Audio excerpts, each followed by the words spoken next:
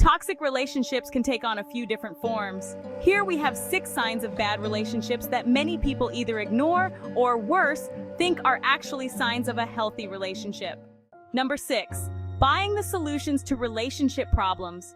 Whenever a major conflict or issue comes up in a relationship, instead of solving it, you cover it up with the excitement and good feelings that come with buying something nice or going on a trip somewhere. Not only does buying stuff brush the real problem under the rug, where it will always re-emerge and even worse the next time, but it will be an unconscious incentive for one person to find more reasons to be upset in order to get a present and the other person to feel like an ATM and not be accountable for their actions. There's nothing wrong with doing nice things for a significant other after a fight to show solidarity, regret, or to reaffirm the commitment. But one should never use gifts or fancy things to replace dealing with the underlying emotional issues. Talk about the issue and what it will take to rebuild it first. Number 5. Displays of loving jealousy. Getting pissed off when your partner talks, touches, calls, texts, hangs out, or sneezes in the general vicinity of another person, and then proceeding to take that anger out on your partner and attempt to control their behavior. This often leads to insane behaviors, such as hacking into your partner's email account, looking through their text messages while they're in the shower, or even following them around town and showing up unannounced. Rather than being loved enough, it's actually just controlling and manipulative, and by transmitting a message of a lack of trust in the other person, it creates unnecessary drama and discord. Worst of all, it's demeaning. Completely trust your partner. It's a radical idea, I know, because some jealousy is natural, but excessive jealousy and controlling behaviors are signs of your own feelings of unworthiness, and you should learn to deal with them and not force them onto those close to you. Number 4. Blaming your partner for your own emotions. So you're having a bad day and your partner needs to instinctually know it and leave their life aside to make you feel better? Blaming our partners for our emotions is selfish and a classic example of the poor maintenance of personal boundaries. When you set a precedent that your partner is responsible for how you feel at all times and vice versa, this can easily lead to a codependent relationship. Take responsibility for your own emotions and expect your partner to be responsible for theirs in turn. There's a subtle yet important difference between being supportive of your partner and being obligated to your partner. Number 3, holding the relationship hostage.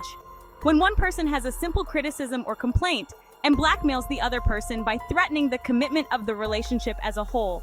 For instance, if someone feels like you've been cold to them, instead of saying, "I feel like you're being cold sometimes," they will say, "I can't date someone who is cold to me all of the time." It's crucial for both people in a relationship to know that negative thoughts and feelings can be communicated safely without it threatening the entire future of the relationship. Without that freedom to be honest, a couple will suppress their true thoughts and feelings, leading to the creation of an environment of distrust and manipulation. It's fine to get upset at your partner or to not like something about them. That's called being a normal human being. But remember, 2 partners who are capable of communicating feedback and criticism without judgment or blackmail will strengthen their commitment to one another in the long run. Number 2, dropping hints and other passive aggression. Instead of saying something outright and out loud, a partner tries to nudge the other in the right direction of figuring it out. Instead of saying what's actually upsetting you, you find small and petty ways to piss your partner off, so you'll then feel justified in complaining to them. State your feelings and desires openly, and make it clear that the other person is not necessarily responsible or obligated to those feelings, but that you'd love to have their support. If they love you, they'll almost always be able to offer that support. Number 1, the relationship scorecard. The keeping score phenomenon is when your partner continues to blame you for past mistakes. If both people in the relationship do this, it devolves into what is known as the relationship scorecard, where the relationship devolves into a battle to see who has screwed up the most over the months or years, and therefore who is most indebted to the other. Not only are you deflecting the current issue by focusing on previous wrongs, but you're ginning up guilt and bitterness from the past to manipulate your partner into feeling bad in the present. If this goes on long enough, both partners eventually spend most of their energy trying to prove that they're less culpable than the other, rather than solving what caused the present issue.